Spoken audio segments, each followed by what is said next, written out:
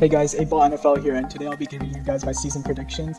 If you like this video, please click the like button, and if you guys want to see more of this content, please subscribe to my channel. And now that's out of the way, I'm going to start off with the NFC East. This is a pretty weak division in my opinion, and it's nothing against like any of these teams.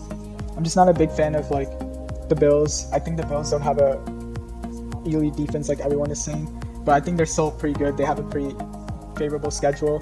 I still think they'll end up 9-7. Like, they have a solid defense still. They can limit points, and Josh Allen can make something out of the offense. I think he's still growing and he's still improving. So Bills, I think will end up 9-7. Dolphins are still in rebuilding mode, and they're talent depleted compared to the rest of the league. And I don't like their quarterback situation. I just don't think anyone's going to step up and play 16 games consistently, and that's not a good recipe for success. The Patriots, they're gonna end up 8-8, and also like I feel like 8-8 is a good range for them, only because like their whole roster is kind of aging, and also you gotta consider like the quarterback situation. Like, there's no proven quarterbacks. I think Bill Belichick will find a way to get the Patriots to 8-8. Then you got the Jets. They'll probably go 5-11, and it's clearly a step down from last year for the Jets. I like the roster for Jets, but I just don't see like the Jets like gelling together, and there's still weaknesses, places that you can exploit on the Jets team if you're playing against them. They're still gonna get a few wins because Darnold has like the potential to air out and create points, and then they also got a good defensive coordinator who can shut down defenses occasionally, but I don't think they're gonna be consistent enough to go above 5-11. Then we move on to NFC North. We got the Ravens. They're the best team in the league. Like, I don't think I have to really explain this. Like, they just have a elite defense, and they got like the best, the best running offense, and then the best like complementary offense is the best way to put it. Like, you got Lamar Jackson, can be a running threat. You got so many good rushing pieces, and then you got a great defense. Then you go on to Bengals. Their offense is, I think their offense is a little bit underrated. They got like pieces, especially the skill position players. And then I think Joe Burrow can definitely get them a few wins here and there. He's super pro ready. Then their defense is underrated. Like, I think their defense is above average in this league. But I don't think the Bengals are going to take a massive step up, but 6-10 is still really good for them. Then you got the Browns. I think their offense is going to be the best in the league, or at least like top 5, as long as Baker Mayfield comes back to his rookie form. We got pieces all over the Browns offense. Then their defense, I think, can be average, but still perform at a very decent level. 11-5 is a good range for them. Then you got the Steelers. I think they have the best defense in the league, or at least top 3. And as long as Big Ben doesn't turn the ball over or give up too many sacks, I think the Steelers are going to end up 11-5 easily. Then you got the Texans, the AFC South. I think they're a little bit talent depleted on their roster. They're pretty much going to be carried by Deshaun Watson the entire season. He can do some good things, but overall I think they'll just end up 8-8. They're not going to be world beaters, but they're not going to be the worst team in the NFL, only because Deshaun Watson can carry their team. And then you got the Colts, who are completely opposite of the Texans. The roster is young. It's really good. There's a bunch of solid players, a bunch of really good players. They got great parts of their team. I just think their quarterback isn't that good. I don't like Philip Rivers anymore. He lost his arm strength a long time ago, and now he's still he's pretty much on his last legs. So I don't know how good he's gonna be for the Colts. But just off the roster alone, I think they can end up 8-8. I just don't think Philip Rivers adds anything. If anything, he detracts. It's not the turnovers that he makes and his weak arm strength. Then we move on to Jacksonville Jaguars. They're clearly I would say bottom of the league. I don't like a lot of things with the Jaguars, but I still think they can get 3 wins just off their defensive line. They're still better than the Dolphins, only because I think the Jaguars have some elite talent. I guess you can have a game where Leonard Fournette gets 200 rushing yards, or maybe Josh Allen can get 5 sacks, but they're not going to be super consistent. They're still in a mess right now, so 3-13 makes a lot of sense. Then you go to the Titans, and just come at me if you have any weaknesses in the Titans roster. I don't see any personally. I think they're going to run the ball, play good defense, play off the play action, get a decent amount of passing yards.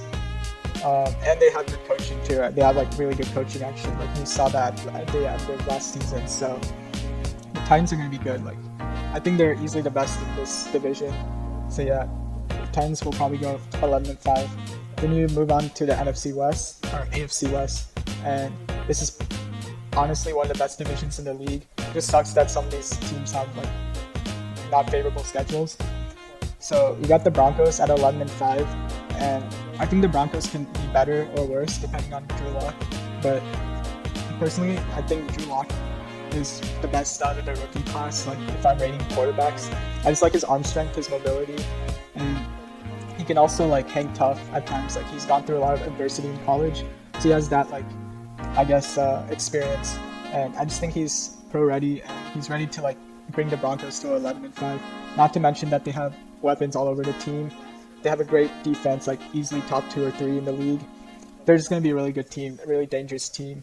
And they're probably one of the hardest teams to beat at home in general too. Like you got to consider the altitude and everything at their stadium. I think the Broncos will get 11 wins this season. Then we move on to the Chiefs. This doesn't have to be explained. Like if you have been following the NFL the past couple of years, you know that the Chiefs have the best passing offense in the league. Their defense, not so much. Like they're not too talented. I like their defensive line with Frank Clark and Chris Jones, but other than that, they're just like middling defense, probably below average. But it probably doesn't matter because the Chiefs can air it out with any team. They can outscore like pretty much every team in the NFL if they really want to. So the Chiefs are still going to end up 12-4. They're still going to be up there with like the best teams in the NFL. I'm pretty confident about that. Then you got the Raiders. I think they just got like screwed over with the schedule. Like they got like, you know, they're really tough in the like trenches. They have a good running game. They play very physical. I just don't think they have like the weapons to like push them over the top, like with their schedule, especially. Like you got, I guess, Henry Ruggs. You got Darren Waller, but those guys are like, you know, they're not elite at their position yet. They're just like, they could be very good, but not elite, if that makes sense. Their defense still is a work in progress. I think they still need to get more players in the secondary, and they can win games. Like I'm very confident in that. I just don't think they'll win more than 7 games. They could win like, or yeah, I guess like 7 games is a good range for them. They could easily win more too if everything clicks for them. I just don't see that happening. Then you got the Chargers. They're kind of like the Colts, where they have an amazing roster, but they don't have a good quarterback to manage the team. And I like Justin Herbert, his future, whatever. Like, if he has like a good 2-3 years, like if he sits for a good 2-3 years, then he can end up being really good for the Chargers. But right now, like, I don't see him like, you know, being this amazing starter or anything. I don't believe in Tyrod Taylor either. I think he's super limited in his play. Their defense is elite. Their offense has really good pieces. I just don't think the quarterbacking situation is good, and their schedule is not favorable either, so they'll end up 7-9. Simple as that. Now we move on to NFC East. The Cowboys, again, like, they're one of these teams that have great skill position players. They have a young quarterback. I think Dak Prescott is limited, but he can, like, you know, get teams. He can win 10 plus games with a good roster. The problem is that I don't really like their defense. Their linebacking core is good, but outside of their linebacking core, their defense is very like mediocre, very like weak, to be honest. Like they're not going to be like out there like generating turnovers or like keeping the score down or anything. I just don't see the Cowboys outscoring people. Bottom line, 7-9 makes sense for them. When you go on to the Giants, they're like the Cowboys except with a worse offense and a much worse defense. That's the best way to put it. And I like Daniel Jones, I guess. Like he's improving. I still think he needs to keep the turnovers down though. But the Giants they're still in a work in progress. I think it'll take a couple of years before they're good. Then you got the Eagles. They're better than 9-7. They just have a bad like schedule in general. I like Carson Wentz a lot. I like this defense. They've improved over the offseason. They've added players, added depth. They got better like as a whole. And then Carson Wentz can handle the offense. Like doesn't matter if they have Jalen Reagor or like some random wide receiver from the practice squad on their team. I think the Eagles can still get it done. Even if they end up 9-7, I can see a scenario where they go far in the playoffs, if you're wondering. And that's coming from a Redskins fan, so keep that in mind. Speaking of the Redskins, I don't think they'll be super good this year, but they'll definitely take a step up. I think their defense is underrated, and their offense is still a work in progress. but I could see them playing complementary football really well. They got a few running backs there who can carry the ball, carry the load, and generate a lot of yards. And then they got a really good defense. Like front seven is really good. Their secondary could be exploited, which is why they're not going to be winning too many games. But they're still going to be decent. Like, don't get me wrong, I think they can still win plenty of games. At least the same amount as the Jets, or maybe even more. Then you got the NFC North. The Bears don't really have a quarterback. They're in the same situation as the Chargers, except their defense is slightly worse, and then their schedule is slightly easier. Like the Bears, I just think the quarterback situation will hold them back. I don't see Trubisky or Foles really aspiring much for the Bears. And it's kind of sad because the rest of their roster looks pretty decent. I guess you can argue that running back is a weakness, but I can see the running game for the Bears being like at least solid. But it just sucks that their quarterback position is not, solidified. Then you move on to the Lions. I think the Lions roster-wise are better than, like, if you just go like player by player with the Lions, they can still be pretty good like in the league. I just don't like that they don't necessarily have like an identity. Like they're basically copying the Patriots way. And then if you look at like their offense, like you got Matt Stafford with a bunch of like deep threats, I would say. They don't necessarily have like a slot option, but they got like running backs who are like shifty, who have agility, who are like home run hitters. But then you don't have a good offensive line to pair up with that, and that just like holds back the entire offense as a whole. Well, it doesn't matter how good like Stafford plays or like the running backs play, even like the receivers and the defense. Again, like they're probably gonna be bailing. Like they get rid of players only to replace them with like high draft picks, like they did with like the secondary. So it's just like the Lions are not in a good position right now as a team. I don't see them winning more than 3 games. Maybe they can. Like I think I'm being too harsh on them. I think they can easily get like 5-6 games. I just don't like the way their Lions are constructed. I think teams are going to exploit their like weaknesses. It's not too hard. Like if I can pinpoint their weaknesses, I'm pretty sure NFL coaches can do it too. Then you got the Packers, 12-4. The Packers got an easy schedule again. Like the schedule gods are always favorable for the Packers. And as long as Aaron Rodgers doesn't turn over the ball, the defense has pieces, has a good pass rush, has good secondary. Like literally that's all you need nowadays. And they got a good running game. I mean, they're set. Like they just need to like not turn the ball over or make dumb mistakes play calling wise. They might lose some games though to like elite teams, but as far as making the playoffs, I think they should have no issue. And you got the Vikings. I think they'll be a winning team.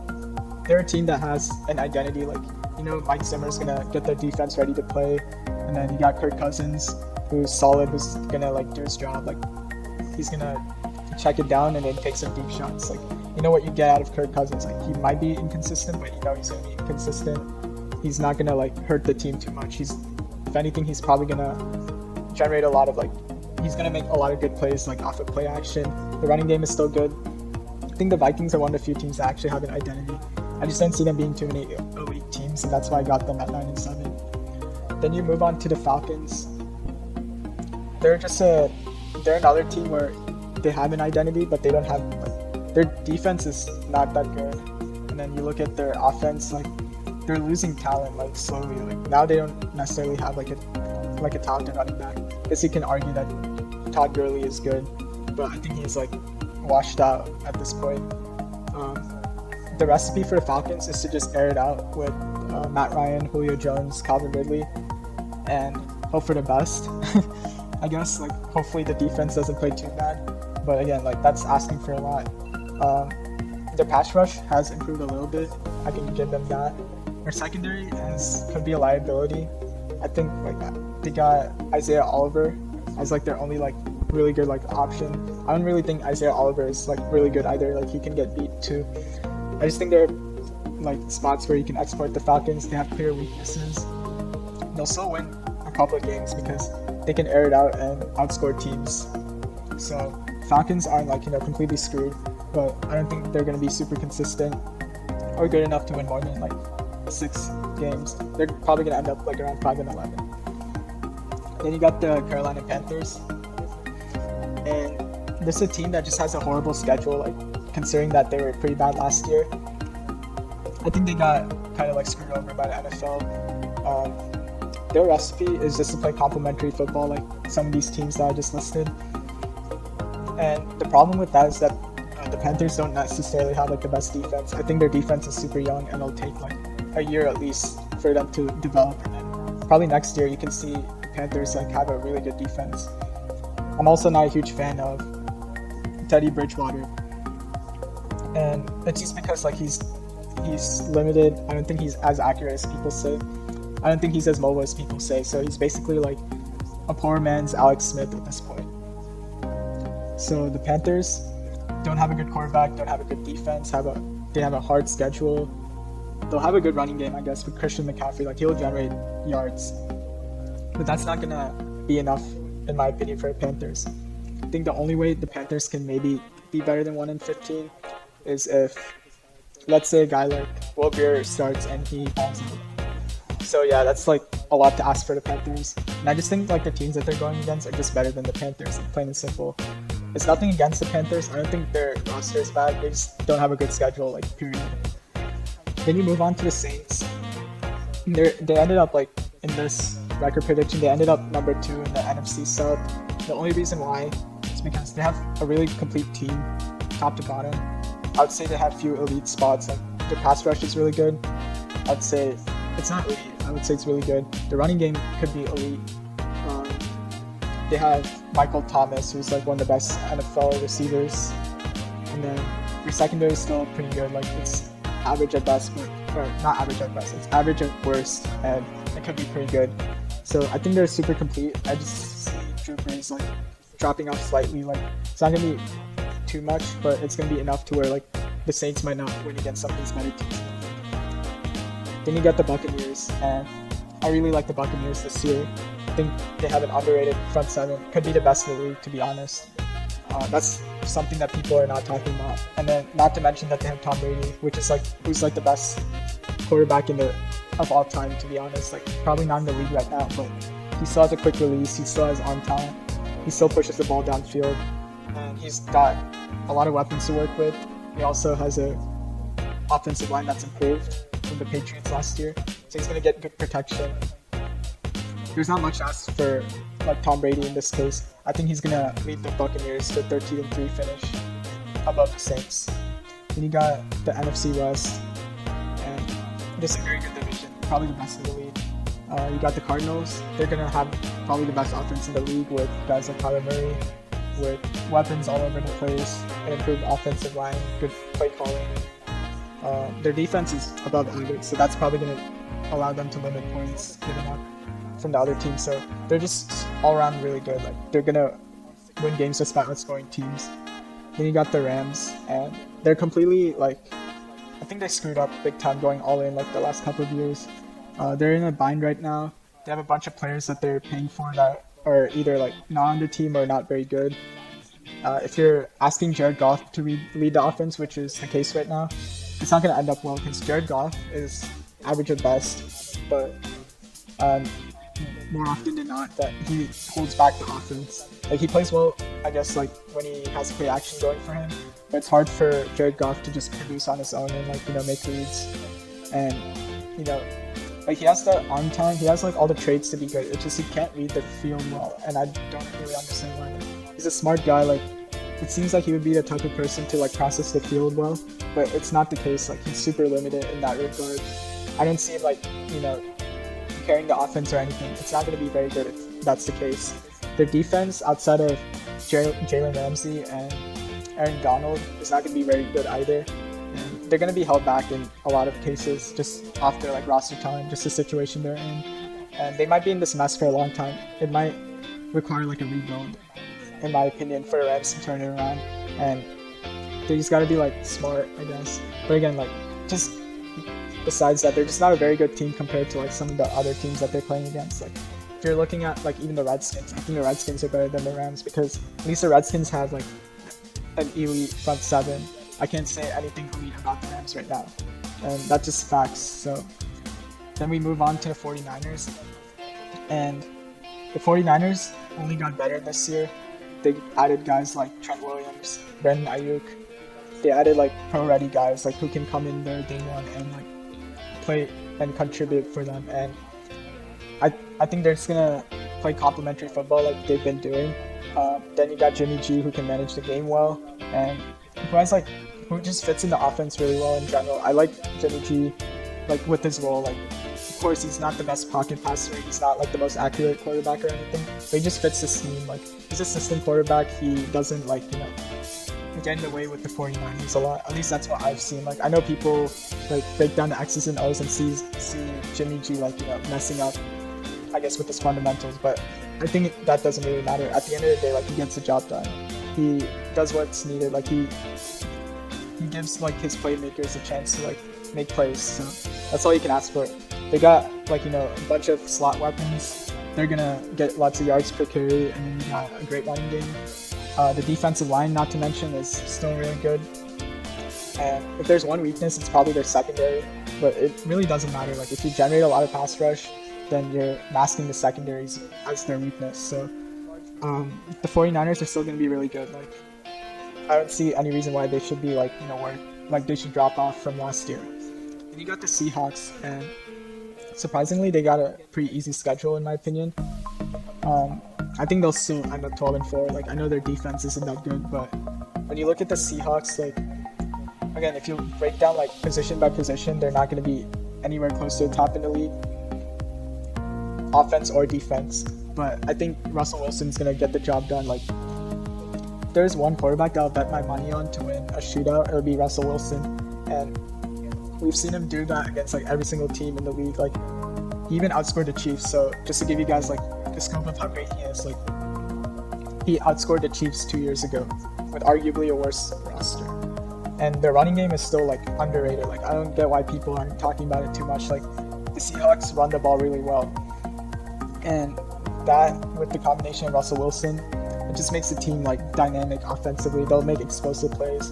They'll make plays downfield. They're gonna be a good team. They're gonna be dangerous. They're gonna get upsets. And bottom line is, I think they'll still be good this year. So that's all I gotta say. Like, if you guys have any opinions, please comment down. And I hope you guys enjoyed the video. Peace. And if you guys are interested in my power rankings, I'll link the video here so you guys can take a look at it. So yeah, I hope you guys are staying safe, and that's all I have. So peace.